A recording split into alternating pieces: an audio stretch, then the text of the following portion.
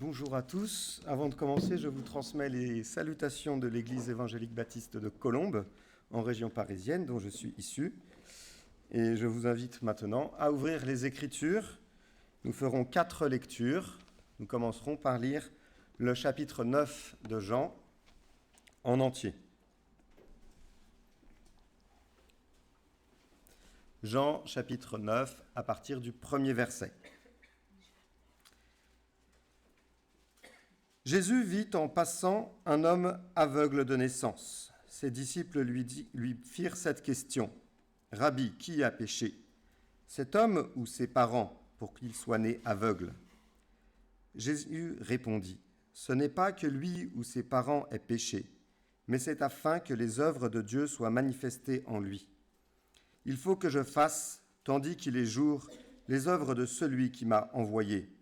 La nuit vient où personne ne peut travailler. Pendant que je suis dans le monde, je suis la lumière du monde. » Après avoir dit cela, il cracha à terre et fit de la boue avec sa salive. Puis il appliqua cette boue sur les yeux de l'aveugle et lui dit « Va et lave-toi au réservoir de Siloé, nom qui signifie « envoyé ». Il y alla, se lava et s'en retourna voyant clair. Ses voisins et ceux qui auparavant l'avaient vu, qui l'avaient connu comme un mendiant, disaient « N'est-ce pas là celui qui se tenait assis et qui mendiait ?» Les uns disaient « C'est lui », d'autres disaient « Non, mais il lui ressemble ». Et lui-même disait « C'est moi ». Ils lui dirent donc « Comment tes yeux ont-ils été ouverts ?» Il répondit « L'homme qu'on appelle Jésus a fait de la boue, a oint mes yeux et m'a dit « Va au réservoir de Siloé et lave-toi ». J'y suis allé, je me suis lavé, et j'ai recouvré la vue. Ils lui dirent, « Où est cet homme ?» Il répondit, « Je ne sais. » Ils menèrent vers les pharisiens celui qui avait été aveugle. Or, c'était un jour de sabbat que Jésus avait fait de la boue, et lui avait ouvert les yeux. De nouveau, les pharisiens aussi lui demandèrent comment il avait recouvré la vue. Et il leur dit, « Il a appliqué de la boue sur mes yeux, je me suis lavé, et je vois. » Sur quoi quelques-uns des pharisiens dirent « Cet homme ne vient pas de Dieu, car il n'observe pas le sabbat. » D'autres dirent « Comment un homme pécheur peut-il faire de tels miracles ?» Et il y eut division parmi eux. Ils dirent encore à l'aveugle « Toi, que dis-tu de lui sur ce qu'il t'a ouvert les yeux ?» Il répondit « C'est un prophète. » Les Juifs ne crurent point qu'il eût été aveugle et qu'il ait recouvré la vue, jusqu'à ce qu'ils eussent fait venir ses parents. Et ils les interrogèrent, disant « Est-ce là votre fils que vous dites être né aveugle? Comment donc voit-il maintenant ?» Ses parents répondirent « Nous savons que c'est notre fils et qu'il est né aveugle. Mais comment il voit maintenant ou qui lui a ouvert les yeux, c'est ce que nous ne savons. Interrogez-le lui-même. Il a de l'âge, il parlera de ce qui le concerne. » Ses parents dirent cela parce qu'ils craignaient les Juifs, car les Juifs étaient déjà convenus que si quelqu'un reconnaissait Jésus pour le Christ, il serait exclu de la synagogue. C'est pourquoi ses parents dirent « Il a de l'âge, interrogez-le lui-même. » Les pharisiens appelèrent une seconde fois l'homme qui avait été aveugle, et ils lui dirent « Donne gloire à Dieu, nous savons que cet homme est un pécheur. » Il répondit « S'il est un pécheur, je ne sais. Je sais une chose, c'est que j'étais aveugle, et que maintenant je vois. » Ils lui dirent « Qu'a-t-il fait ? Comment t'a-t-il ouvert les yeux ?» Il leur répondit « Je vous l'ai déjà dit, ce que vous n'avez pas écouté. Pourquoi voulez-vous l'entendre encore? Voulez-vous aussi devenir ses disciples ?» Ils l'injurièrent et dirent « C'est toi qui es son disciple. Nous sommes disciples de Moïse. Nous savons que Dieu a parlé à Moïse, mais celui-ci, nous ne savons d'où il est. » Cet homme leur répondit « Il est étonnant que vous ne sachiez d'où il est, et cependant, il m'a ouvert les yeux. Nous savons que Dieu n'exauce point les pécheurs, mais si quelqu'un l'honore et fait sa volonté, c'est celui-là qui l'exauce. Jamais on n'a entendu dire que quelqu'un ait ouvert les yeux d'un aveugle-né. Si cet homme ne venait pas de Dieu, il ne pourrait rien faire. » Ils lui répondirent « Tu es né tout entier dans le péché et tu nous enseignes ?» Et ils le chassèrent. Jésus apprit qu'ils l'avaient chassé, et l'ayant rencontré, il lui dit « Crois-tu au Fils de Dieu ?» Il répondit « Et qui est-il, Seigneur, afin que je croie en lui. Tu l'as vu, lui dit Jésus, et celui qui te parle, c'est lui. Et il dit, je crois, Seigneur. Et il se prosterna devant lui. Puis Jésus dit, je suis venu dans ce monde pour un jugement, pour que ceux qui ne voient point voient et que ceux qui voient deviennent aveugles. Quelques pharisiens qui étaient avec lui, ayant entendu ces paroles, lui dirent, nous aussi sommes-nous aveugles ? Jésus leur répondit, si vous étiez aveugles, vous n'auriez pas de péché. Mais maintenant vous dites, nous voyons, c'est pour cela que votre péché subsiste. Nous lirons un deuxième passage dans le livre d'Ésaïe au chapitre 55, les versets 8 et 9. Ésaïe, chapitre 55, versets 8 et 9. Ésaïe, chapitre 55, verset 8. Car mes pensées ne sont pas vos pensées, et vos voix ne sont pas mes voix, dit l'Éternel. Autant les cieux sont élevés au-dessus de la terre, autant mes voix sont élevées au-dessus de vos voix, et mes pensées au-dessus de vos pensées. Ensuite, dans l'épître de Paul aux Romains, au chapitre 8, les versets 28 à 34. Romains, chapitre 8, verset 28. Romains, chapitre 8, versets 28 à 34. Nous savons, du reste, que toute chose concourt au bien de ceux qui aiment Dieu, de ceux qui sont appelés selon son dessein. Car ceux qu'il a connus d'avance, il les a aussi prédestinés à être semblables à l'image de son Fils, afin que son Fils fût le premier-né entre plusieurs frères. Et ceux qu'il a prédestinés, il les a aussi appelés, et ceux qu'il a appelés, il les a aussi justifiés, et ceux qu'il a justifiés, il les a aussi glorifiés. Que dirons-nous donc à l'égard de ces choses ? Si Dieu est pour nous, qui sera contre nous ? Lui qui n'a point épargné son propre Fils, mais qui l'a livré pour nous tous, comme pour nous tous, comment ne nous donnera-t-il pas aussi toutes choses avec lui ? Qui accusera les élus de Dieu ? C'est Dieu qui justifie. Qui les condamnera ? Christ est mort, bien plus, il est ressuscité. Il est là à la droite de Dieu et il intercède pour nous. Et enfin, dans l'Évangile selon Matthieu, au 11e chapitre, Matthieu, chapitre 11, les versets 25 à 30. Matthieu, chapitre 11, verset 25. En ce temps-là, Jésus prit la parole et dit, « Je te loue, Père, Seigneur du ciel et de la terre, de ce que tu as caché ces choses aux sages et aux intelligents, et de ce que tu les as révélées aux enfants. Oui, Père, je te loue de ce que tu l'as voulu ainsi. Toutes choses m'ont été données par mon Père, et personne ne connaît le Fils si ce n'est le Père. Personne non plus ne connaît le Père si ce n'est le Fils, et celui à qui le Fils veut se révéler. Venez à moi, vous tous qui êtes fatigués et chargés, et je vous donnerai du repos.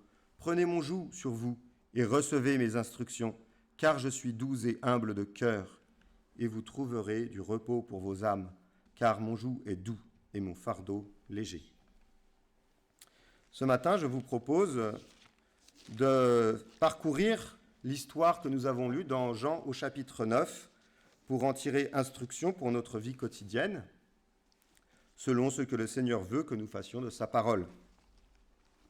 Ce passage, nous y trouvons beaucoup d'instructions et je ne pourrai pas l'étudier entièrement, mais j'aimerais m'attarder sur certaines des questions qui ont été posées dans ce passage à plusieurs personnes et par plusieurs personnes. Ensuite, nous verrons quelles sont les réponses qui ont été apportées par ces différentes personnes qu'on interrogeait. Et enfin, je reviendrai sur pourquoi j'aime particulièrement ce passage, sur quelques points qui, quand je le lis, m'encouragent profondément. Beaucoup de questions dans ce passage, on ne peut pas les lister toutes, ça serait trop long, mais il y a des questions, et la première question, c'est la question des disciples, au verset 2. « Rabbi, qui a péché, cet homme ou ses parents, pour qu'il soit né aveugle ?» Tout à l'heure, notre frère Trésor parlait du jugement, et on est exactement dans cette dynamique. Trouvons qui est le coupable, trouvons comment cet homme a pu devenir aveugle. Déjà, la réponse contient les éléments de réponse que les disciples veulent entendre. Il pose une question où Jésus n'a pas trop le choix de la réponse. Quelqu'un doit avoir fait le mal, forcément, puisqu'il y a un homme qui est né aveugle, c'est que forcément, il y a quelqu'un qui est coupable. Cette question est déjà mal orientée. Elle montre aussi déjà quel regard les disciples ont sur cet homme. Quand ils voient cet homme, ils voient quelqu'un qui est pécheur, ou dont les parents sont pécheurs, mais en tout cas, il y a eu un problème. Et c'est souvent le regard que nous avons sur ceux qui sont dans la difficulté. Si ces personnes sont dans la difficulté, c'est sûrement parce qu'ils ont fait quelque chose de mal. Bon, peut-être leurs parents aussi, mais on a un esprit de jugement, naturellement. Et c'est contre cet esprit que Jésus veut déjà que nous luttions. L'esprit de jugement, on en parlait aussi avec les jeunes pendant le camp, c'est une mauvaise chose. Parce qu'on décide, à la place de Dieu, qui est coupable. Celui qui juge, c'est Dieu. Nous ne sommes pas là pour juger. Nous sommes là pour accompagner les gens, pour les amener à Christ, mais pas pour les juger. Et surtout pas pour décider, à la place de Dieu, qui est coupable. Il y a des coupables, il y a des innocents, et déjà cette question montre une orientation de pensée qui n'est pas la bonne. Et pourtant, ce sont les disciples qui la posent, des gens qui marchent avec Jésus depuis un certain temps, qui savent que Jésus n'est pas venu pour perdre les gens, mais pour les sauver. Mais leur question montre leur orientation de pensée, et on voit aussi que les disciples n'avaient pas encore reçu le Saint-Esprit, étaient encore des humains bien faibles, qui ne pouvaient pas encore s'en remettre totalement à Dieu pour prendre les bonnes décisions. Les disciples posent une question bien piégeuse pour Jésus déjà. Qui est coupable ? Mais ils ne sont pas les seuls à poser des questions. D'autres vont poser des questions. Et ceux-là sont peut-être encore pires. Ce sont les pharisiens. Les pharisiens vont poser beaucoup de questions dans ce passage, d'abord aux parents de cet homme. Au verset 18, il est dit « Les Juifs ne crurent point qu'il lui était aveugle et qu'il avait recouvré la vue, jusqu'à ce qu'ils eussent fait venir ses parents. Et ils les interrogèrent. Est-il vraiment votre fils ? Est-il vraiment né aveugle ? Et comment n'est-il plus aveugle ? C'est une question piège. Pourquoi ? Parce qu'on voit la réponse des parents, une réponse qui est incomplète. Eh bien oui, les Juifs voulaient condamner Jésus et ils avaient menacé tous les autres en disant « Si vous reconnaissez que Jésus est un prophète, eh bien vous serez chassés de la synagogue. » Chasser de la synagogue, c'est quelque chose de très grave pour un juif. Chez les catholiques, il y a l'excommunication, et quand on était excommunié, c'était extrêmement grave. On perdait son salut, on était envoyé en enfer, et seul le pape pouvait ensuite nous réintégrer. Et c'était dramatique pour les gens qui croyaient ces choses. Aujourd'hui, ayant la vraie foi, nous comprenons que ce sont des erreurs, mais pour les gens qui avaient une foi simple, mais qui croyaient ceux qui les enseignaient ainsi, c'était des choses terribles à vivre que de se faire excommunier. Et les Juifs, ici, ont fait les mêmes menaces. Si jamais vous reconnaissez que Jésus est un prophète, que Jésus est le Fils de Dieu, eh bien vous serez chassés de la synagogue, chassés de la communauté. On sait aussi ce que vivent nos frères et sœurs qui se convertissent dans bien des pays où ils sont complètement discriminés à partir du moment où ils se convertissent. Et c'est exactement ce que craignaient les parents. Alors les parents, ils cherchent à s'en sortir. On reviendra dessus plus tard. Mais c'est une autorité qui leur parle et ils sont bien craintifs. Ils utilisent leur pouvoir, les Juifs, pour dominer ceux à qui ils posent les questions. Ils ont des objectifs cachés. Ils ont les mêmes objectifs quand ils interrogent l'ancien aveugle. Il faut qu'à la fin, on réussisse à condamner Jésus. Il faut qu'à la fin, Jésus ne soit pas le prophète qu'il déclare être. Il faut qu'à la fin, on puisse dire « Jésus est un pécheur ». Comme cela, on pourra vraiment démolir tous ces discours et éviter un maximum qu'on le suive. N'oublions pas que les Juifs et les pharisiens, tous les docteurs du peuple, n'avaient qu'une ambition, c'était de mettre Jésus de côté. Ils étaient profondément jaloux de Jésus. parce qu'il voyait les hommes et les femmes pieux qui suivaient Jésus, et c'était une jalousie immense. Alors déjà, pour nous aussi, c'est quelque chose qui nous reprend, parce que parfois nous sommes jaloux, alors que nous n'avons pas à l'être. Quand certains vont dans d'autres milieux, eh bien nous ne sommes pas là pour faire les comptes, de savoir qui est avec nous et qui est contre nous. Non, nous sommes là pour continuer à annoncer l'Évangile simplement. Et Jésus lui-même n'a jamais retenu ceux qui marchaient avec lui. Lorsqu'il a dit des paroles dures aux Juifs, certains ont réagi, ont dit « Cette parole est trop dure, qui peut l'écouter ?» Et Jésus leur a dit « Si vous ne voulez pas rester avec moi, allez-y. Vous n'êtes pas obligés. » Personne n'est obligé de rester à côté de Jésus. Jésus donne la liberté. Il n'est pas comme ces pharisiens qui disaient « Attention, si vous n'êtes pas d'accord avec moi, on vous chasse. » Jésus laisse la porte ouverte au départ et au retour. Oui, Jésus est bien différent. Et Jésus pose aussi des questions. Il pose une seule question. C'est à la fin, c'est à cet homme. Une question qui est bien plus centrale que toutes les questions qu'on a posées jusque-là. Il dit à cet homme, « Crois-tu au Fils de Dieu ?» Question qui, elle, est parfaitement honnête.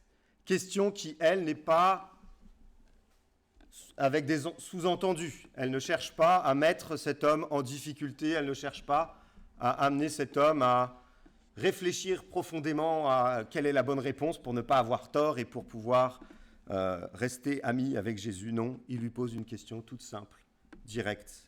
Il n'y a pas de sous-entendu. Mais cette question, elle se pose aussi à nous, aujourd'hui. Crois-tu au Fils de Dieu ? Et Jésus veut la poser à tout homme. Et c'est pour cela aussi que nous allons prêcher la parole et que nous la distribuons. Parce que cette question doit se poser à tout homme. Crois-tu au Fils de Dieu ? Dans Matthieu, au chapitre 16, il est dit au verset 15 et 16, c'est Jésus qui parle à ses disciples. Matthieu, chapitre 16, verset 15. « Et vous, leur dit-il, qui dites-vous que je suis ?» Simon-Pierre répondit, « Tu es le Christ, le Fils du Dieu vivant. » Simon-Pierre a entendu la même question que celle que Jésus avait posée à cet aveugle-né. Et il a eu une réponse qui était directe, claire, sans intermédiaire, sans réflexion profonde. Sauf qu'il avait compris profondément en lui que Jésus était le Fils de Dieu. Jésus lui a demandé « Qui suis-je pour toi ?» Il savait quelle était la réponse. Et ici, dans ce passage, on voit comment répondre. La première question que nous avons évoquée, c'était donc celle des disciples, c'était « Qui a péché ? Cet homme ou ses parents pour qu'il soit né aveugle ?» Eh bien, voilà la réponse de Jésus. Ni l'un ni l'autre. Jésus évite la spéculation. Réfléchissons, pesons le pour et le contre et sachons qui est coupable. Non, il ne se pose pas ce genre de questions. Il va directement au but. Il va donner une réponse simple et claire qui nous donne des réponses à beaucoup de nos questions. Il n'y a pas de plus coupable quand un enfant naît aveugle, quand un enfant naît avec des problèmes médicaux. Il n'y a pas de culpabilité particulière des parents, il n'y a pas de culpabilité particulière de l'enfant. Ce n'est pas que l'un de ces... C'est verset 3, au chapitre 9, verset 3. Ce n'est pas que lui ou ses parents aient péché, mais c'est afin que les œuvres de Dieu soient manifestées en lui. Il était né aveugle pour ce jour. Il était né aveugle pour que ce jour-là, Jésus le guérisse. C'est Jean 9, verset 3. Jésus avait tout planifié d'avance, et cet homme était aveugle pour la gloire de Dieu. C'est difficile à comprendre, parce que pour les parents, pendant longtemps, ils avaient eu un enfant aveugle et ils ne pouvaient rien lui apprendre sauf à être mendiant. C'est quelque chose de difficile. Et quand on a un enfant qui a des difficultés physiques, mentales, motrices, c'est difficile pour les parents. Mais c'est aussi pour la gloire de Dieu. Et combien de fois avons-nous vu des parents chrétiens qui prenaient le temps de s'occuper de leur enfant, malgré les récriminations du monde qui leur disaient « vous auriez mieux fait d'avorter », eh bien non, ils se sont occupés de cet enfant et cet enfant a été là pour la gloire de Dieu. Et encore aujourd'hui, on en voit des jeunes qui n'auraient pas dû naître selon les critères de ce monde, mais qui vivent pour la gloire de Dieu. Dieu est amour.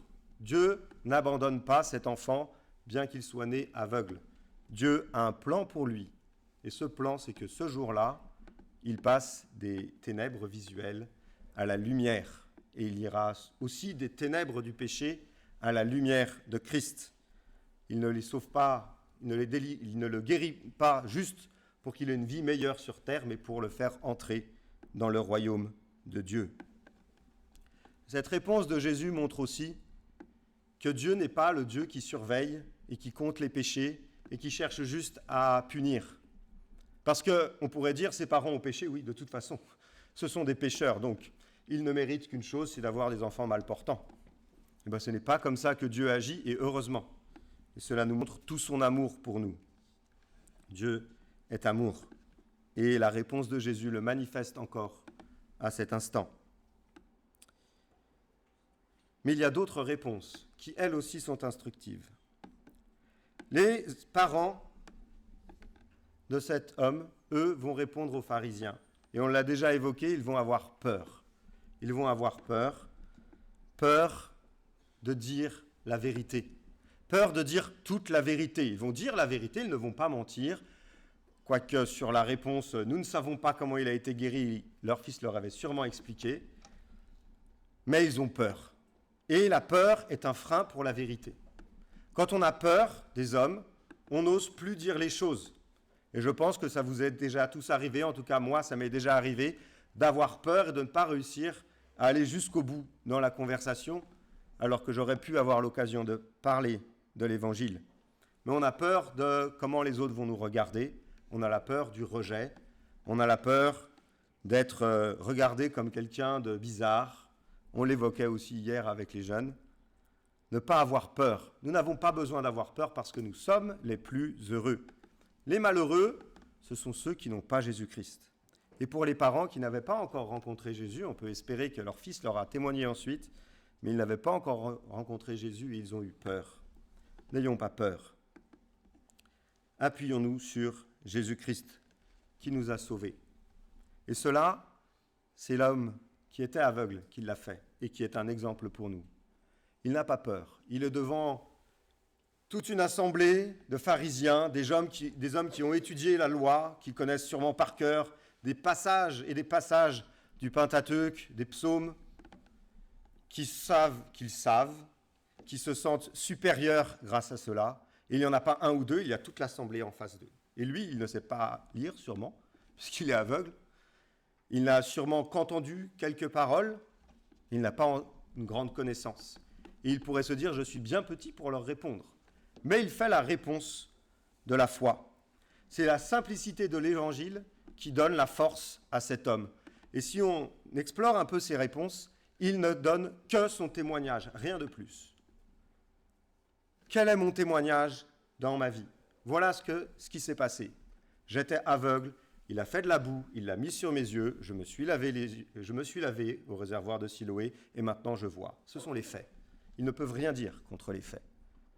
On ne peut pas s'opposer aux faits. On va vérifier, ils vont voir les parents, oui, c'est bien l'homme qui est né aveugle. À partir de ce moment-là, tout leur argumentaire s'effondre. Ils ne peuvent rien dire d'autre qu'il était aveugle et maintenant il voit. Que dire d'autre? C'est bien embêtant pour eux. Alors ils vont chercher la faille. Mais lui ne va pas se laisser prendre par leur argumentaire. Puisqu'il a fait de la boue le jour du sabbat, c'est que c'est un pécheur.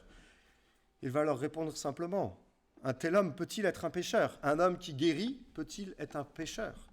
Peut-il être rejeté de Dieu si, sur une action aussi simple que mettre de la boue sur les yeux, ce qui n'est pas la solution pour guérir de la cécité, soyons clairs aussi là-dessus. Ça ne sert à rien de mettre de la boue sur les yeux. Ce n'est pas le remède à la cécité, c'est évidemment le miracle de Jésus qui sauve. Eh bien, lui, il annonce tout simplement, c'est ça qui s'est passé. Vous ne pouvez rien dire. Et vos argumentaires, vos idées, eh bien, elles ne tiennent pas devant la vérité. Et c'est un exemple pour nous, c'est un encouragement pour nous. Racontons notre témoignage, tout simplement. J'étais perdu et je suis passé des ténèbres à la lumière. J'étais loin, égaré dans le péché. J'étais malheureux parce que le poids de mes péchés pesait sur mon dos, pesait sur ma conscience. Et Jésus-Christ m'a libéré. Et aujourd'hui, je peux marcher léger parce que Christ m'a libéré de ce fardeau des péchés. Et je peux marcher en sachant où je vais, vers la gloire éternelle, parce que Christ a tout payé sur la croix pour que je sois sauvé. Oui, c'est cela, l'évangile sur lequel nous nous appuyons et sur lequel cet homme s'appuyait déjà sans même le savoir. Il n'avait pas encore toute la connaissance, mais déjà, on peut le dire, l'Esprit Saint agissait pour qu'il ait les bonnes réponses, pour qu'il puisse s'approcher de Dieu et vivre dans l'amour. Et sa réponse à la question que Jésus lui pose montre son état d'esprit. Il répond déjà par une question. « Et qui est-il, Seigneur ? Afin que je croie en lui. » C'est au verset 36 du chapitre 9. « Crois-tu au Fils de Dieu ? Et qui est-il » Il ne veut pas croire dans n'importe quel sens, il veut savoir en qui il va croire. Cette question de cet aveugle est légitime. Dieu ne nous demande pas de croire sans réfléchir. Dieu ne nous demande pas de croire sans lui poser de questions. Les questions, nous y trouvons la réponse dans la parole de Dieu. Et c'est pour cela qu'il nous l'a donnée, c'est pour cela qu'il l'a révélée, pour que nous puissions avoir les réponses à nos questions. Cette question est légitime. Ce n'est pas une fuite. Certains répondent par des questions pour fuir. On pense à Ponce Pilate devant Jésus. Qu'est-ce que la vérité ? Ce n'est pas du tout la même orientation de réponse et de questions. Là, c'était pour fuir pour Ponce Pilate. Ici, c'est pour connaître réellement qui est cet homme qui lui parle de Fils de Dieu. Et son expérience précédente avec Jésus qui l'a sauvé, eh bien, manifeste que s'il se déclare Fils de Dieu, c'est qu'il l'est vraiment. Seul le Fils de Dieu pouvait faire ces choses et il l'a compris. Et il le dit, « Je crois, Seigneur », c'est tout ce qu'il faut dire, rien de plus. Et il se prosterne. Il y a l'adoration, il y a la reconnaissance de l'œuvre de Christ. Jésus était devant lui, le Fils de Dieu était devant lui, et il l'a reconnu. Il a pu se prosterner devant lui et se convertir. Jésus nous dit aussi, dans Matthieu, au chapitre 7 et au verset 7,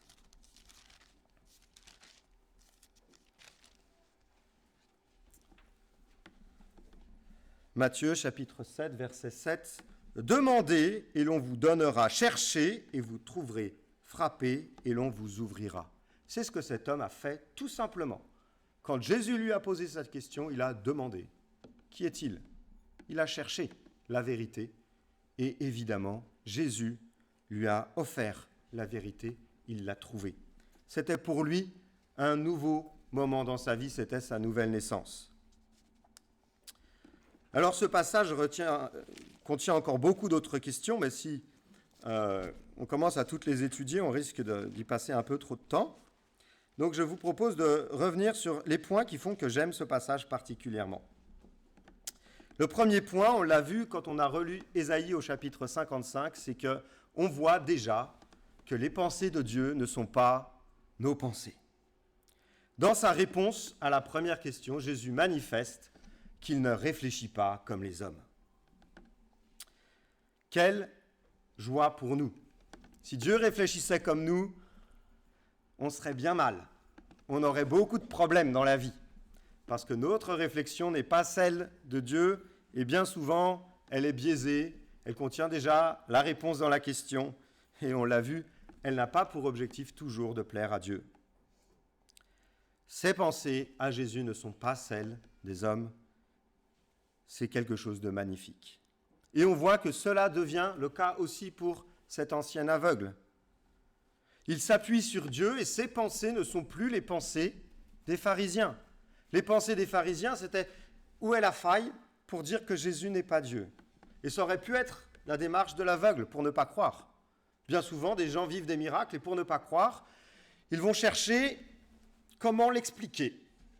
Comment réussir à dire que ce n'est pas Dieu qui a agi en fait, mais que c'est la chance, que c'est les bonnes circonstances de météorologie qui ont permis ces choses, que c'est parce qu'il s'est trouvé au bon endroit, au bon moment, mais ce n'est pas Dieu qui a agi. Parce que si c'est Dieu qui a agi, je dois croire en lui. Cet homme aurait pu avoir les mêmes pensées que les hommes, mais il s'est laissé guider par la pensée de Dieu. je suis sauvé, je suis libéré de ma cécité, je ne suis plus aveugle. Pourquoi? De qui cela est-ce que ça vient? Nous avons la parole de Dieu, chers frères et sœurs. Cette parole de Dieu, elle contient la pensée de Dieu.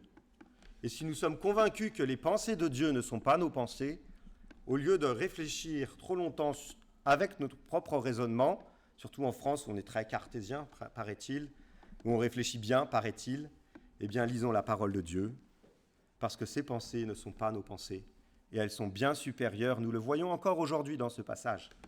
Les pensées de Dieu sont bien supérieures à nos pensées. Quel encouragement pour nous à sonder les Écritures pour connaître le vrai Dieu, connaître sa pensée et ainsi marcher dans ses voies. La deuxième chose qui est magnifique dans ce passage, je trouve, c'est que le grand de ce monde ne peut pas résister au plus petit des croyants. Cet aveugle-né, c'est le plus bébé des croyants qu'on puisse connaître. Il vient d'être délivré. Et encore, il n'a pas toute la connaissance. Il n'a qu'une connaissance imparfaite. Il ne sait même pas encore que Jésus est le Fils de Dieu. Pour lui, à ce moment-là, c'est juste un prophète. Mais déjà, il a placé sa confiance en Dieu et en Jésus. Et toute cette multitude d'hommes en face de lui, qui connaît la loi, qui se croit supérieur, qui réfléchit très très bien, qui s'entraînent à réfléchir le mieux possible. Ils avaient des écoles qui étaient très performantes pour former des gens très intelligents. L'apôtre Paul en est un exemple. Il les avait bien formés, ils étaient tous très bien formés. On peut dire que c'était des rigoristes. Ils avaient une rigueur parfaite. Eh bien, ils ne tiennent pas devant les raisonnements de cet homme tout simple, qui vient de commencer à voir. Ils ne peuvent pas résister. Pourquoi? Parce que Dieu est avec lui. C'est David contre Goliath, ce qu'on voit là, dans ce passage. C'est David contre Goliath par la parole. Eh bien, parce qu'il se confie en Dieu, cet homme peut résister. Et parce qu'il se confie en Dieu, eh bien, il retourne la situation. Il agit comme David. Il se confie en Dieu et oublie le danger. David, lorsqu'il s'est approché de Goliath, eh bien, il aurait pu avoir peur. Vous avez dans la petite salle là-bas, j'ai dormi à côté tous les jours, c'était terrible, il y avait Goliath qui me surveillait de très haut là-haut, et on se dit, c'est la vraie taille, ouh là là, ça fait peur. Et on a beau se croire grand et fort, ben en fait, il n'y a pas besoin d'être grand et fort pour voir que Goliath, il était vraiment imposant. Et David, il n'a pas eu peur, parce qu'il se confiait en Dieu. C'est sa confiance en Dieu qui lui permet de s'approcher de Goliath avec sa simple fronde et de l'abattre. Et lui fait de même, cet ancien aveugle. Il s'approche de ces gens, il n'a pas peur, il aurait pu se dire « Non, mais j'ai pas besoin d'aller les voir, hein, après tout, c'est pas obligatoire, je vais aller vivre ma vie tranquille, je retourne chez mes parents, j'apprends à lire, un métier, et puis on trouve une autre solution qu'à aller se confronter à ces gens qui sont terribles, qui ne veulent pas de Dieu. » Mais non, il y va et il parle, parce que Dieu est avec lui. On a lu dans Romains 8, « Si Dieu est pour nous, qui sera contre nous ?» Cet homme, il n'avait pas encore ce verset en tête, mais en fait, il le connaissait déjà.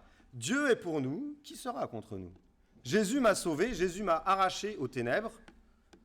Qui peut s'opposer à lui? Nous savons, dit-il, que Dieu n'exauce pas le pécheur. Il se confie dans la justice de Dieu. Si Dieu est pour nous, qui sera contre nous? Chers frères et sœurs, rappelons-nous toujours de ces choses. Parce que bien souvent, comme les parents de cet homme, nous avons peur parce que nous oublions que Dieu est pour nous. Si Dieu est pour nous, pas de crainte.